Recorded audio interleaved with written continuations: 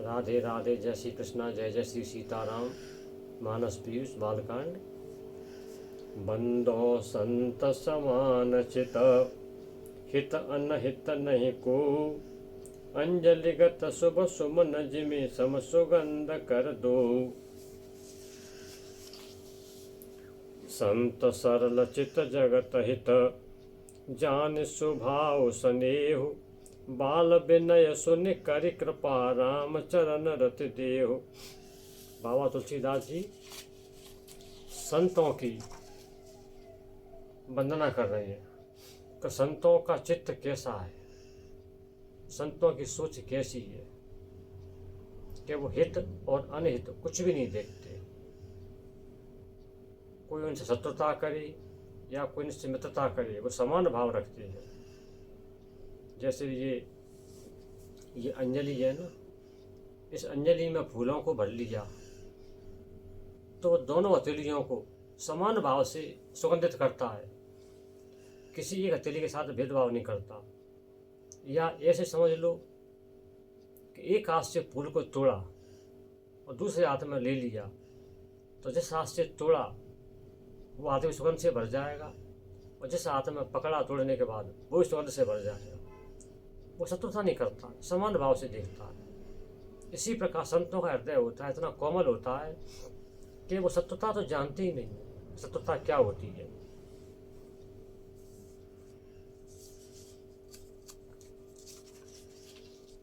अब बाबा क्या कह रहे हैं कि मैं बच्चा हूँ, मेरी बच्चा बुद्धि है, मैं बच्चों की तरह विनय कर रहा हूँ, बाल विनय कर रहा हूँ।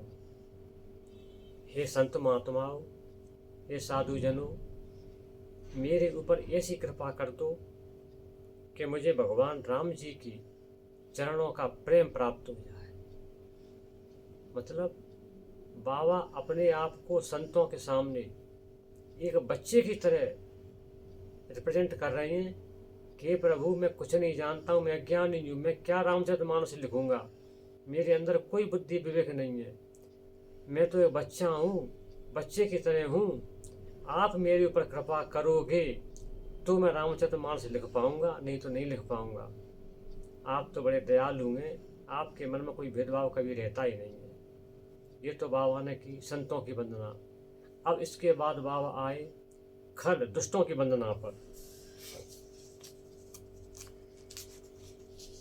अब बाबा क्या कहते हैं, बहोरे बंद खल गन सत्य भाए, जे बिनु काज दाहिने उबाए।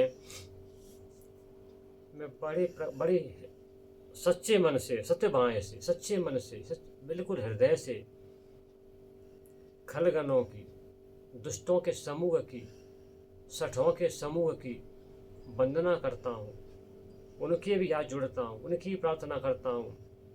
ये कैसे होती हैं सठ कि बिना किसी कारण की दाएं से बाएं और बाएं से दाएं हो जाते हैं। दाएं से बाएं होने का मतलब कि कोई इनके साथ अच्छा करे, कोई इनके साथ अच्छा व्यवहार करे, उसके साथ ये बुरा करने को तैयार हो जाते हैं, उसको भी नहीं चूकते हैं जी। ऐसे होते हैं जो दुष्ट। तो बाबा ने यहाँ दुष्टों की वंदना इसलिए की कि भैया मैं रामचरितमानस लिख रहा हूँ, मैं तुम्हारे भी प्रार्थना करता हूँ, इसमें कोई विघ्न पैदा मत करना, इसको मुझे आराम से लिख लेने देना। दूसरा बाबा ने क्या बताया है कि साधु की, संतों की, गुरु की, त्रिदेव की वंदना करके उनके गुण बता दिए, उनके विशेष बता दिए। अब बाबा परोक्ष रूप से इन खलों की वंदना करके इन खलों के गुणों को दुनिया को बताना चाहते हैं, जिससे लोग होशियार हो जाएं और इन खलों से, दुष्टों से बच के रहें कि किस प्रवृत्ति की होती हैं। तो सबसे पहले इनका गुण ये बता दिया कि तुम किसी दुष्ट प्रवृत्ति के व्यक्ति के साथ भलाई करना, लेकिन वो तुम्हारी भलाई को भूल जाएगा, वो तुम्हारे साथ बुराई ही करेगा। इसीलिए तो बाबा ने क्या है कहा है कि जे बिनु काज दाहिने बाहें, बिना कारण के ही किसी की आलोचना करेंगे, किसी से शत्रुता करेंगे, किसी की बुराई करेंगे, वो मानेंगे नहीं कि उनके अंदर दुष्ट बुद्धि है। तो इसलिए बाबा इनकी वंदना कर रहे हैं कि भैया मैं तुम्हारी वंदना करता हूँ, सच्चे हृदय से कर रहा हूँ। कि तुम कोई विघ्न बाधा पैदा मत करना, मैं तुमको ही पूज रहा हूँ।